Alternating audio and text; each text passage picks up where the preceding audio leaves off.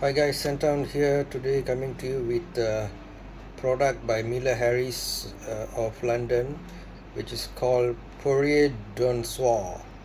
It's a eau de parfum, and as you can see here, slightly less than half an ounce or 14 milliliters costs about $20 US, so it's on the higher side of the pricing. So we'll be seeing whether it does justice to the price. Should we call this niche? Can we call this niche? I do think so. It's not a typical brand that you see in the malls. All right. So what to make of this? Interestingly enough, this is called as a how to say unisex, or for both males and females. Okay. Now this is very interesting to me because we used to smelling mostly. It's easy for us to psychologically align ourselves with male and female perfumes, right? So if you're a boy, you get a boy perfume. If you're a girl, you get a girl perfume, and they are usually designed in such a way. Also, the boys one will be usually more macho, masculine, with more squarish lines and whatnot, whereas the feminine one will have its own style of bottle and so on. So there's always that polarity there. In the rarer occasions when they come out with unisex perfumes, for example CK1 and so on, then yeah, it was popular also in its time. Okay, and it's just like a neutral bottle design. Now this perfume is interesting to me because I think they've made a genuine effort to bring the polarity of male and female perfumes together into one bottle right here.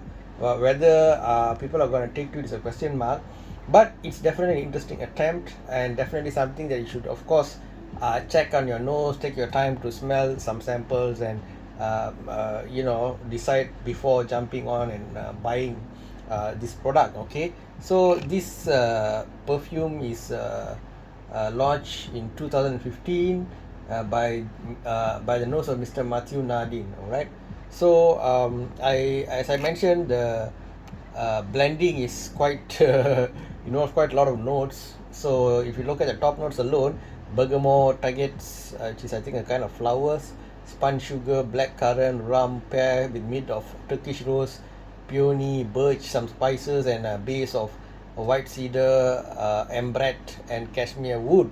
So they got some interesting ingredients inside here, things like rum and spun sugar and cashmere wood, which is not the most commonest things that you see in a perfume. Okay, so they throw a bunch of things inside from various sources, and then they want to label it as a unisex perfume. So well, I want to the first word that comes to my mind is confusing, but I worry that it gives too much of a negative connotation, right? Because I'm used to the very feminine, sweet or flowery, gardeny smelling perfumes, and I'm used to the male tobacco, what do you call it, cedar, woodsy kind of perfumes. But this is, I'm smelling, sorry, not you, I'm smelling the perfume as I'm talking. This is a very, I think this is what we call a slow poison. Okay, now in our regional slang here, when we use the term slow poison, we don't mean you're literally poisoned by this thing, but we mean that this is something that will make you fall in love with it over time. It's not something that you immediately love. Okay, this one, I'm taking some time. Maybe my mind and my neurons are confused with the signals that are coming out from these ingredients, because it's a medley of masculine and feminine, what do you call it, stereotypes. So it starts off with the usual feminine, rose and pear and so on, and then slowly you start getting that vibe of that cashmere wood, cedar, rose, and so on. So it's definitely an interesting perfume. It'll definitely sort of awaken your brain, and it's interesting. So, but any average Jane and Joe might not be into it because they are busy. They just want to smell good. They just want to blend in with the people. They don't want to stand out. They just might want to safe male, safe female perfumes and be done with it. Maybe a female Christian Dior Dune, or a male Hugo Boss bottle, and then they're done with it. Okay, I think this product is more for those who are hobbies perfumes, and those who want to smell a bit more complex and a bit different than others. Okay, so this is a bit of an acquired taste. So definitely test first before you buy. Don't rush into this, but if it works for you, then this perfume is gonna bring you a lot of joy for a long time to come.